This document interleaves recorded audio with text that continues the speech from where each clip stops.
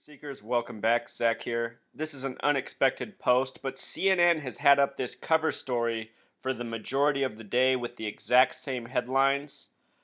Because they have this up, I'm just going to use it as a teaching moment and show you how this headline is connected to the word El Nino, the monsoon season, and Jesus Christ.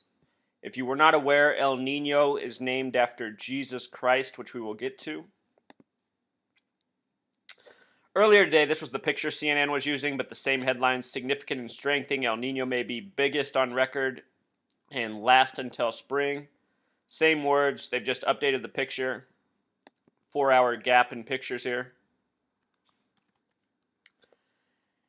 In the story of Jesus Christ, the number 33 is very important because he was crucified at 33. If you're new to my channel, I talk about the pairing of 33, 47, 74 very often. That is relevant in this story of El Nino. The Oxford professor who first named El Nino, who was studying this phenomenon, he also gave us the word monsoon.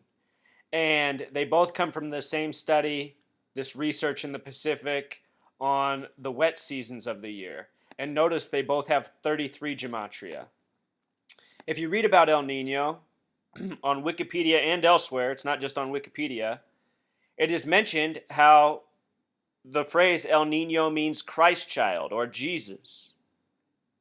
So, the gematria syncs up with the story of Jesus, 33 being oh so significant to him. And of course, Jesus is the figure in the Bible. In the Bible, the first book is Genesis, which also has the gematria of 33. There's a lot of 33 coded into the Bible.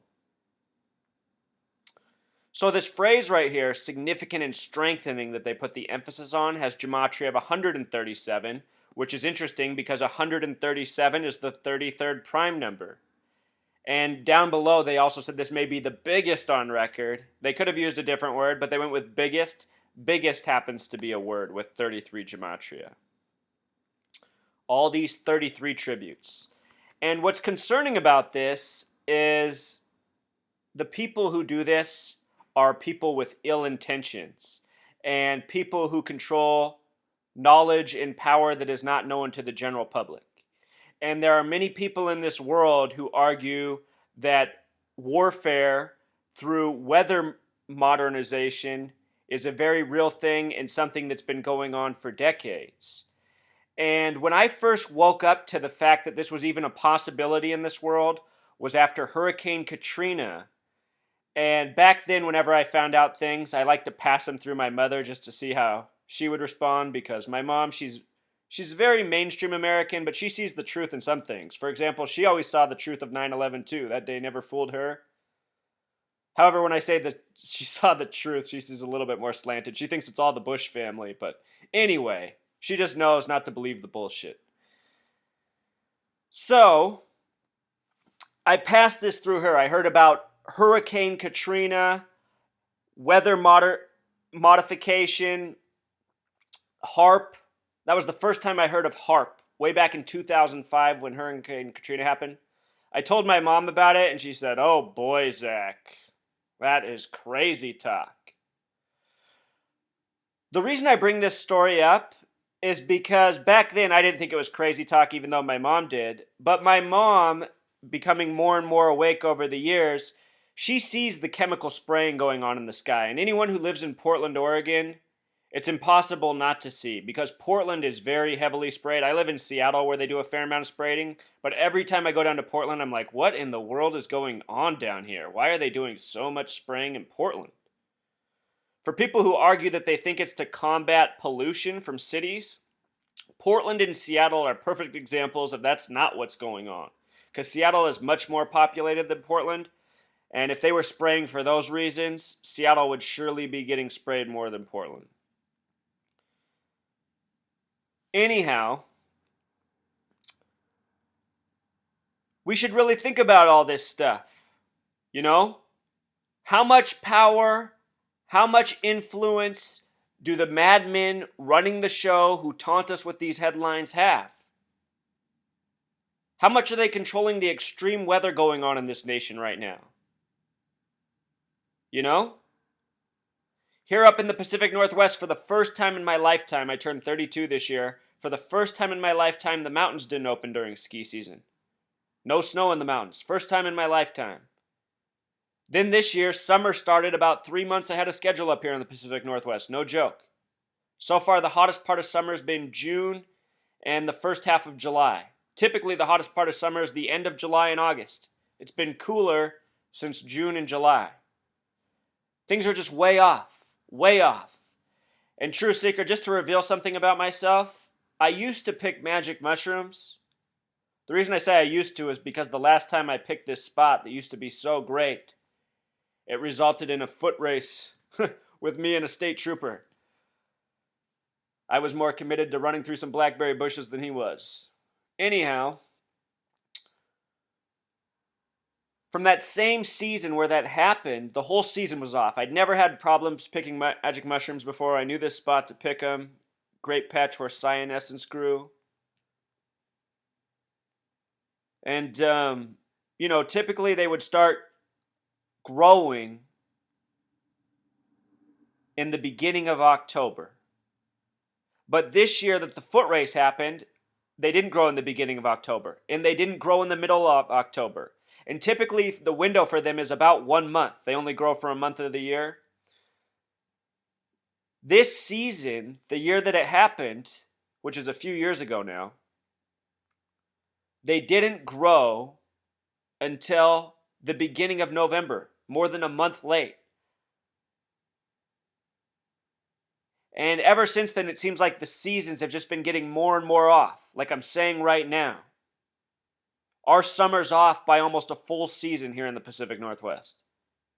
Even right now, it's hotter than it normally is in most years, but it hasn't been scorching hot like it was in June and the beginning of July, which typically up here is when it's still kind of cool and rainy.